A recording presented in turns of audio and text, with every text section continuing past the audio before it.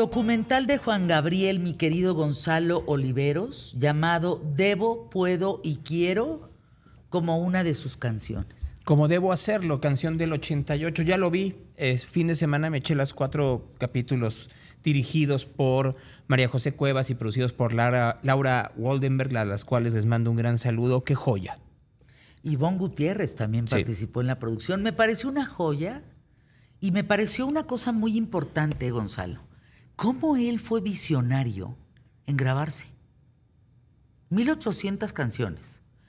Pero grabarse, o sea, poner su camarita, así, sin que nadie lo viera, poner su camarita y grabarse y decir, bueno, pues a lo mejor esto sirve a futuro. Pero muy importante, grabarse no en el escenario. No, eso exacto, creo que eso en es su fundamental. Casa.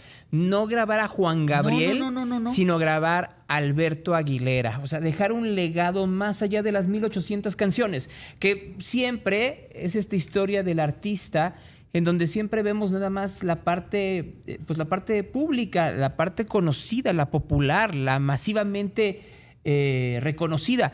Aquí esto era para sus hijos, era para sus nietos, que entendieran que el motor para lograr esa cantidad brutal de creatividad era su familia.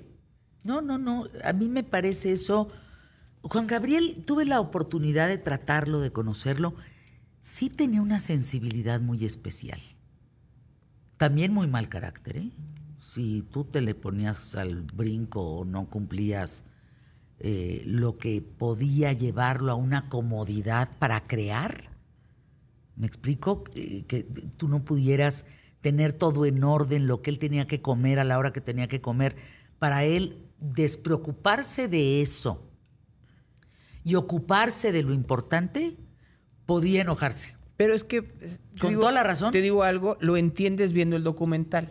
Siendo él tan buen anfitrión, él preferiría que hubiera ese tipo de cuidado al detalle a todo lo que estaba a su alrededor que tener que quejarse, lo cual es muy complicado y lo entiendo cuando tienes a alguien de ese nivel, ¿no? Es que alguien tan creativo, tan sensible como él, necesita un entorno, te diría yo, impecable, sin angustias, sin pendientes, sin me falte esto, me falta el cinturón, no he comido, tráeme mi proteína. ¿Ya me explico? Necesita un ambiente tan atendido para que él no tenga una sola telaraña en la cabeza y pueda potenciarse. A ti te pasa, trabajas con talento que al entorno tú le tienes que proveer de todo eso para que eso no sea una preocupación. Hace muchos años fui a CNN y estábamos en una mesa, no, yo soy la directora de tal cosa, yo soy no sé qué, yo soy no sé cuánto, y entonces llegan y me dicen, ¿tú qué eres? No, pero yo soy el productor ejecutivo. Y uno que está ahí dice, entiendo perfectamente tu trabajo, eres como una nana. Bueno, más o menos. Bueno, tuvimos entrevista con Ivonne Gutiérrez, con María José Cuevas, con Laura Waldenberg, sobre este documental de Juan Gabriel, Debo, Puedo y Quiero, y aquí la presentamos Gonzalo Oliveros y yo. ¿Cuáles fueron los retos más grandes que afrontaste para hacer esta producción? Pues bueno, el reto más grande es, o sea, no hay nada más difícil que contar una historia solo con archivo, ¿no? Este fue como el reto creativo más grande que tuve, ¿no? De lograr ver el archivo de otra manera. Eran miles y miles de horas que tuve que ver, observar, reinterpretar, después, ¿no? Platicarlo con el equipo de edición, con Valeria Valenzuela, que es la editora, ¿no? Hacer esta mancuerna para contar esta historia. Y el reto, pues también de cómo explorar a estos dos personajes, a Alberto Aguilera, el personaje privado versus el personaje público.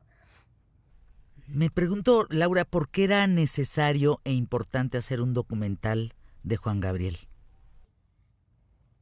Bueno, creo que es el sueño de cualquier documentalista mexicano, es hacer el documental de Juan Gabriel.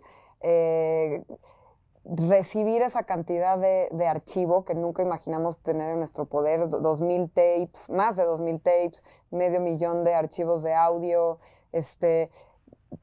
centenas de fotos, sus cuadernos personales, las letras de sus canciones escritas por él mismo, todo eso es un tesoro, ¿no? Y digo, lo que representa Juan Gabriel en la cultura mexicana, pues es impresionante, ¿no? O sea, no se me ocurre otro artista que tan completo, ¿no? Como él primero como cantautor, que compuso himnos, más de 1800 canciones y compuso para grandes artistas desde Luis Miguel, Daliana Romo, José José, pero también lo que simboliza dentro de la cultura y la sociedad mexicana, ¿no? Como él que rompió tantos estigmas y tantos prejuicios. Entender su biografía es entender un poco la historia de México, ¿no? Y cómo el país ha evolucionado. Entonces, pues es un documental que no tiene, creo que, desperdicio, porque es la primera vez que vamos a conocer al hombre detrás del ídolo que representa todo esto, ¿no? Ivonne, ¿qué recuerdos nos compartes de este documental? Bueno, recuerdos, creo que a mí pues lo que más me impactó fue la cantidad, ¿no? de archivo y navegar por esta cantidad de archivo, y definitivamente estuvo lleno de sorpresas, ¿no? Con todos estos números que nos dice Lau, estas miles de horas. Estaba lleno de sorpresas, lleno de anécdotas de la vida de Alberto. A mí lo que más me gusta y lo que más recuerdo y atesoro de ese material fueron los momentos a solas donde él se grababa hablando a la cámara, ¿no? Que me parece que son súper valiosos y hablan de una conciencia de Alberto, de la preservación histórica de su memoria, de sus reflexiones, ¿no? Y verlo hablando ante una cámara que era suya, ¿no? No era de nadie más, era su cámara, solo en un cuarto, hablando de lo que pensaba, era como, me hace pensar, ¿no? Como, ¿a quién le estaba hablando? Él sabía si alguien más iba a ver eso, se imaginaba que en algún momento iba a ser parte del documental que es ahora, ¿no? Y me maravilla, me parece que es casi como un diálogo de uno a uno, tú con él, que a la vez es muy masivo ahora al verlo en la serie, ¿no? Me interesa mucho saber que me cuenten qué dejó Juan Gabriel en vida. ¿Tuvo conciencia del artista que fue? Totalmente. Él tenía conciencia de que de que Alberto tenía conciencia completa de la grandeza de Juan Gabriel y del legado que nos dejaba, ¿no? Y creo que siempre pues, conservó este legado, porque además también grabó miles de canciones, tenía esta conciencia de grabar, ¿no? Todo este acceso que tuvimos, pero yo sí digo que Juan Gabriel tenía la conciencia de quién es Juan Gabriel. No, y también nos deja el ejemplo, ¿no? El ejemplo de vida, que él viene de la adversidad total, y todo lo que se propuso lo fue logrando, ¿no? Fue derribando todas las paredes, todos los obstáculos que se le fueron poniendo, tanto personales como del entorno, y pues creo que ese es el ejemplo, ¿no? Y que se refleja en el título, ¿no? Debo, puedo y quiero, habla mucho de la personalidad de Juan Gabriel, y además del título de la canción, que creo que es nuestra canción favorita de él, ¿no? Que es Debo hacerlo.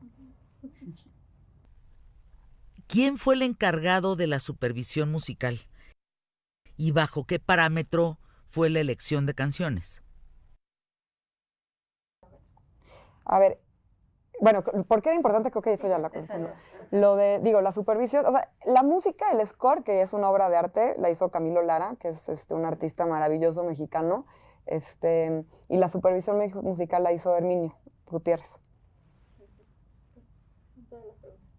Pero hablando de la música, yo creo que hay que rematar cómo elegimos, ¿no? Las canciones que están, que pues al final es el soundtrack de la serie, y las canciones las elegimos a partir de la narrativa del mismo proyecto, ¿no? O sea, muchas de las canciones de Juan Gabriel son autobiográficas, entonces las usamos como si fueran parte de la historia, ¿no? Para complementar la historia. Muchas gracias a las tres. Agasajo, mi querido Gonzalo Oliveros, poderlas tener aquí en Netflix. No se pierdan, por favor, el documental de Juan Gabriel. Vale mucho la pena. Esta es nuestra recomendación el día de hoy. Y más adelante vienen Las locuras de Rodrigo García. Wow. Que eso se estrena el 11 en un cine para después darle paso, evidentemente, a Netflix. Gracias, mi querido Gonzalo.